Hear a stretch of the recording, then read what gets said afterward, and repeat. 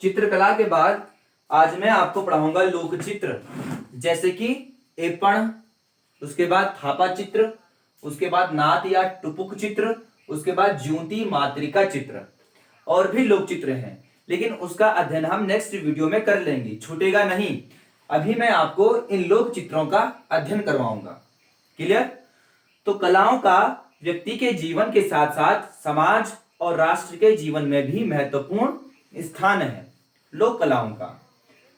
तो जो ये एपण है, एपण का मूल अर्थ होता है लीपना। क्या होता है? लीपना, यानी कि सजावट करना। ठीक है, एपण का मूल अर्थ क्या होता है?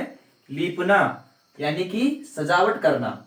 इसमें चावलों को भिगोकर, ठीक है, पहले चावल भिगोए जाते हैं, उसके बाद चावल को पीस दिया जाता है, यानी कि उसका पेस्ट बना दिया जाता है, जिसे क्या कहते हैं? बिस्वार कहते हैं। तो चावलों को भिगोकर तथा महीन पीसकर इसका पेस्ट बना दिया जाता है, जिसे क्या कहते हैं? जिसे बिस्वार कहते हैं। क्या कहते हैं? बिस्वार कहते हैं। वर्तमान में बिस्वार के स्थान पर सफेद पिंडोल, यानी कि उसे ही क्या कहते हैं? कमिड़ा कहते हैं। अपने पूर्वजों से पूछना या फिर अपने पिताजी या दादा या दादी जी से पूछना कि कमिड़ा क्या चीज होती है। उन्हें पता है कि कमिड़ा क्या चीज होती है, सफेद रंग का होता है कमिड़ा। ठीक है, तो वर्तमान में बिस्वार के स्थान पर सफेद पिंडोल यानी कि कमिड़ा मिट्टी का प्रयोग किया जाने लगा। ठीक है ना?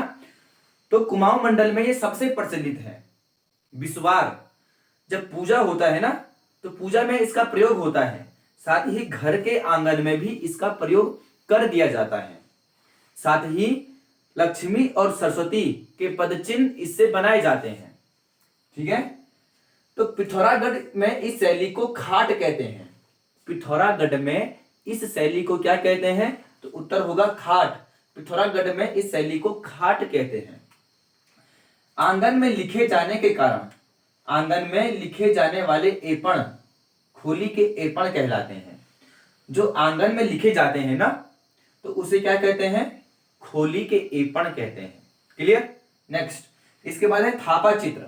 जो ये थापा चित्र है, यह चावल के बने श्वेत रंग के साथ साथ चावल के बने श्वेत रंग के साथ सामान्य रंगों का भी इसमें प्रयोग कर दिया जाता है। किसमें? थापा चित्र में चावल के बने श्वेत रंग के साथ सामान्य रंगों का प्रयोग भी इसमें किया जाता है, जिसे क्या कहेंगे?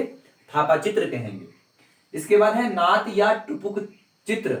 नात या टुपुक चित्र बिस्वार व गेरू की सहायता से रसोई घरों के दीवारों पर देवी देवताओं के चित्र इसमें बनाए जाते हैं। इससे, ठीक है, बिस्वार व गेरू की सहायता से रसोई घरों के दीवारों पर देवी देवताओं का चित्र बनाए जाते हैं, जिसे क्या कहेंगे? नात या टुपुक चित्र कहेंगे। इसके बाद है ज्योति मातृका चित्र।